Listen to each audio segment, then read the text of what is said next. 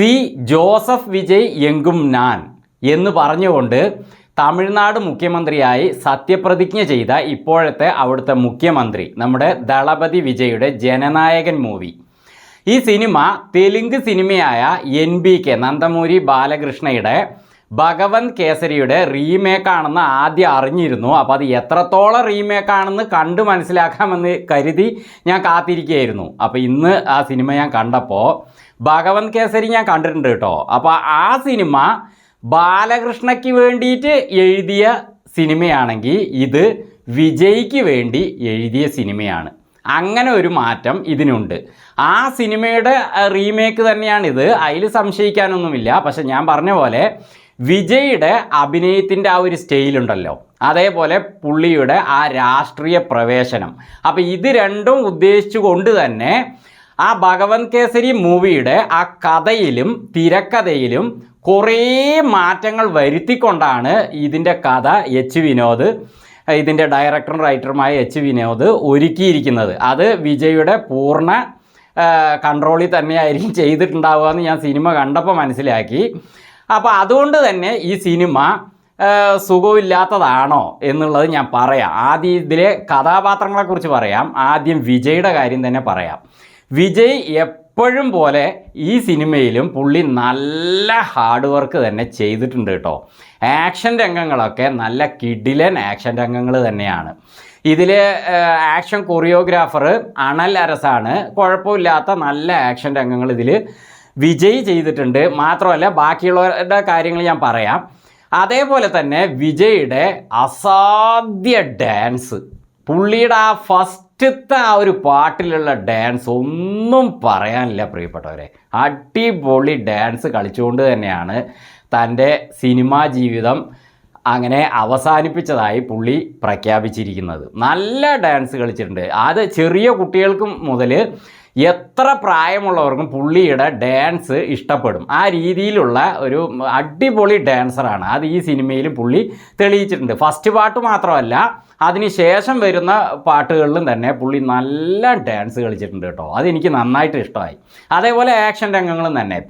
പിന്നെ പുള്ളിയുടെ ആ സെൻറ്റിമെൻറ്റ്സ് സീനുകൾ അതൊക്കെ തന്നെ ഈ ഭഗവന്ത് കേസരി പോലെയല്ല. അതിൽ ബാലകൃഷ്ണ പുള്ളിയുടെ അഭിനയം വേറെ രീതിയാണല്ലോ. പുള്ളി പൊതുവെ എല്ലാ സിനിമകളിലും ആക്ഷൻ രംഗങ്ങൾ കണ്ടാൽ നമുക്ക് തല ചൊറിയും, അല്ലെങ്കിൽ അങ്ങനെ നമുക്ക് ചിരി വരും. അതുപോലത്തെ ഒരുപാട് വെറുപ്പീര് പുള്ളിയുടെ ആക്ഷനിലുണ്ടാവും. പക്ഷെ ഭഗവന്ത് കേസരിയിൽ അങ്ങനെ ഉണ്ടായിരുന്നില്ല കേട്ടോ. ഒരുവിധം കുഴപ്പമില്ലാത്ത ഒരു ആക്ഷൻ രംഗങ്ങളും അതേപോലെ ആ കഥയും എല്ലാം തന്നെ കുഴപ്പമില്ലായിരുന്നു. ആ സിനിമ ഞാൻ ഒന്നിനും കൊള്ളില്ല എന്നാണ് വിചാരിച്ചിരുന്നത്, ബാലകൃഷ്ണ അഭിനയിച്ചിരിക്കുന്നതുകൊണ്ട്. പക്ഷേ ആ സിനിമ കുഴപ്പമൊന്നുമില്ല, നല്ല സിനിമ തന്നെയായിരുന്നു. ചില ഭാഗങ്ങൾ മാത്രമേ പുള്ളിക്ക് വേണ്ടിയിട്ട് അതിൽ ഒരുക്കിയിട്ടുള്ളൂ. ഒരു തുരങ്കത്തിലുള്ള ഒരു സീനൊക്കെ, ഗ്യാസ് ഊറ്റി തെറിപ്പിക്കുന്ന സീനൊക്കെ, അല്ലാതെ ഒക്കെ കുഴപ്പമില്ലായിരുന്നു. അപ്പോൾ ഇത് വിജയ്ക്ക് വേണ്ടി എടുക്കുമ്പോൾ അതുപോലെ അല്ലാതെ ഇത് വിജയുടേതായ രീതിയിലുള്ള ആക്ഷൻ രംഗങ്ങളും കാര്യങ്ങളുമാണ്, കുഴപ്പമില്ലായിരുന്നു. പിന്നെ ഈ സിനിമയിലെ വില്ലൻ്റെ കാര്യം പറയുകയാണെങ്കിൽ ഭഗവന്ത് കേസരിയിലെ വില്ലൻ ഒരു അടികൊള്ളി വില്ലനായിരുന്നു. പക്ഷേ ഇതിലെ വില്ലൻ ഒന്നും പറയാനില്ല. ബോബി ഡിയോൾ അങ്ങനെ പൊളിച്ച് ചെയ്തു വെച്ചിട്ടുണ്ട്. ഇതിൻ്റെ ഫസ്റ്റ് ഹാഫ് വരെ പുള്ളിയുടെ ഭാഗം കിടിലനായിരുന്നു. പുള്ളി ഒരു നാടിനെ തന്നെ ഇല്ലാതാക്കുന്ന രീതിയിലുള്ള ഒരു കൊടും ക്രൂര വില്ലൻ തന്നെ പറയാം. നന്നായിട്ട് ബോബി ഡിയോൾ ചെയ്തിട്ടുണ്ട്. പുള്ളിയെ കാണിക്കുന്ന സീന് മുതൽ അങ്ങോട്ട് കിടിലൻ കൊള്ളിക്കുകയാണ് പുള്ളി, നന്നായിട്ടുണ്ട്. പിന്നെ അതേപോലെ പ്രകാശ് രാജ് പിന്നെ എപ്പോഴും പോലെ തന്നെയാണ്. വലിയ സംഭവങ്ങളൊന്നും എനിക്ക് തോന്നിയില്ല. പുള്ളിയുടെ ആ പതിവ് ഡയലോഗും കാര്യങ്ങളും തന്നെ, അത് മറ്റേ ഗില്ലി സിനിമയിൽ പുള്ളി അടിപൊളിയായിട്ട് വിജയോടൊപ്പം ചെയ്തിട്ടുണ്ടായിരുന്നു. അത്രയൊന്നും ഇതിൽ വന്നിട്ടില്ല.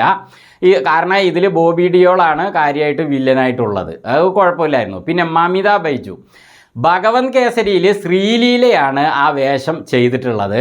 അത്രയ്ക്കൊന്നും മമിത ബൈജു ഇതിൽ വന്നതായിട്ട് എനിക്ക് തോന്നിയിട്ടില്ല കേട്ടോ. കാരണം ആക്ഷൻ രംഗങ്ങളൊക്കെ അതിൽ ശ്രീലീല നന്നായി ചെയ്തിട്ടുണ്ടായിരുന്നു. പിന്നെ അതേപോലെ അവരുടെ ആ ഒരു അതിലെ ഹീറോയുടെ മകളും അല്ലെങ്കിൽ പെങ്ങൾ അങ്ങനത്തെ ഇതൊക്കെ വരുന്നൊരു റോളാണത്. അത് നന്നായിട്ട് അവർ ചെയ്തിട്ടുണ്ടായിരുന്നു. ഇതിൽ മമിത കുഴപ്പമൊന്നുമില്ല, പക്ഷേ എന്നാലും ആക്ഷൻ രംഗമൊന്നും വലിയ അതിൻ്റെ അത്രയ്ക്ക് വന്നതായിട്ട് എനിക്ക് തോന്നിയില്ല. എന്നാലും കുഴപ്പമില്ലായിരുന്നു. പിന്നെ ഈ സിനിമയിൽ അവസാനമൊക്കെ ശരിക്ക് ഒരു 3/4 മണിക്കൂർ ഓളം RC വാർ എന്നൊക്കെ പറഞ്ഞിട്ട് ശരിക്ക് ശങ്കറിൻ്റെ യന്തിരം മൂവിയില്ലേ, അത് കണ്ട ഒരു ഫീലാണ് ഉണ്ടായത്. അത് പലരും കോപ്രാട്ടിത്തരം പോലെയൊക്കെ പറയുന്നുണ്ട്. ഒന്നുമല്ല, നല്ല കിടിലൻ സംഭവങ്ങൾ അവസാനം കൊടുത്തിട്ടുണ്ട് കേട്ടോ. ആക്ഷൻ കൊറിയോഗ്രാഫി അണലരസ് ചെയ്തിരിക്കുന്നത്, അതേപോലെ അതിൻ്റെ ആനിമേഷൻ വർക്കുകൾ ചെയ്തിരിക്കുന്നതൊക്കെ വളരെ നല്ല രസമുണ്ട് കാണാൻ, കണ്ടിരിക്കാൻ കുഴപ്പമൊന്നുമില്ല. അപ്പോൾ ഈ സിനിമയുടെ കാര്യം ചുരുക്കി പറയുകയാണെങ്കിൽ ആക്ഷൻ രംഗങ്ങളായാലും അതേപോലെ ഡാൻസ് ആയാലും പിന്നെ ഇതിൻ്റെ കഥ ഒന്നുകൂടി നമുക്ക് ടച്ച് ചെയ്യുന്ന രീതിയിൽ വന്നോ എന്ന് ചോദിച്ചാൽ ഇത് വിജയുടെ ആ ഒരു രാഷ്ട്രീയ പ്രവേശനത്തോടനുബന്ധിച്ചു കൂടിയുള്ള കാര്യങ്ങൾ വന്നിരിക്കുന്നത് കൊണ്ട് കുറേ കാര്യങ്ങൾ ഇതിൽ ഉൾപ്പെടുത്തിയിട്ടുണ്ട്. അതുകൊണ്ട് ചിലർക്ക് ഇത് കാണുമ്പോൾ ഇത് എന്തൊക്കെയാണെന്ന് തോന്നുമെങ്കിലും ഈ സിനിമയിൽ രാഷ്ട്രീയപരമായിട്ടും മതപരമായിട്ടും നല്ലൊരു മെസ്സേജ് ഈ സിനിമ തരുന്നുണ്ട് കേട്ടോ.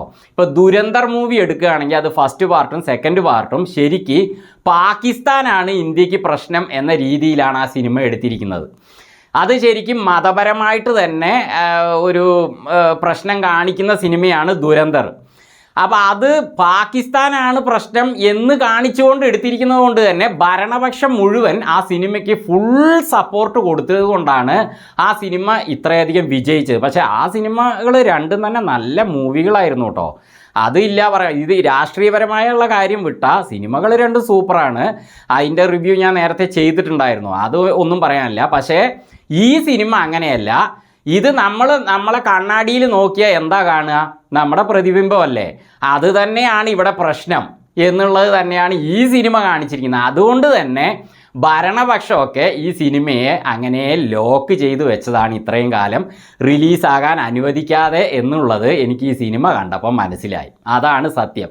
പക്ഷേ അതുകൊണ്ട് വിജയ്ക്ക് വല്ല നഷ്ടവും സംഭവിച്ചോ? ഒന്നുമില്ല. കാരണം ഞാൻ ശരിക്കും വിജയുടെ ഫാനൊന്നും അല്ല കേട്ടോ.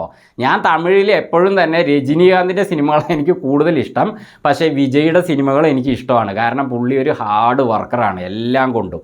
പുള്ളിയുടെ അഭിനയം തന്നെ നന്നായിരിക്കും. താൻ രാഷ്ട്രീയത്തിൽ വന്നു കഴിഞ്ഞാൽ, അതായത് മുഖ്യമന്ത്രിയൊക്കെ ആയിക്കഴിഞ്ഞാൽ താൻ എന്തൊക്കെ ചെയ്യുമോ അതൊക്കെ ഈ സിനിമയിൽ പറഞ്ഞിട്ടുണ്ട് പുള്ളി. അത് പറഞ്ഞതുകൊണ്ട് ഈ സിനിമ ലോക്ക് ചെയ്ത് വെച്ചത് നന്നായി എന്ന് എനിക്ക് തോന്നിപ്പോയി. കാരണം പുള്ളി പറയുന്നത് വെച്ച് ലഹരി വിമുക്ത നാട്, സ്ത്രീ ശാക്തീകരണം, ഇങ്ങനെയുള്ള കാര്യങ്ങളൊക്കെ പുള്ളി ഇതിൽ പറയുന്നുണ്ട്. അപ്പോൾ അതിന് എതിർപ്പായിട്ടുള്ള ആളുകളുടെ വോട്ട് ചിലപ്പോൾ കുറഞ്ഞേനെ.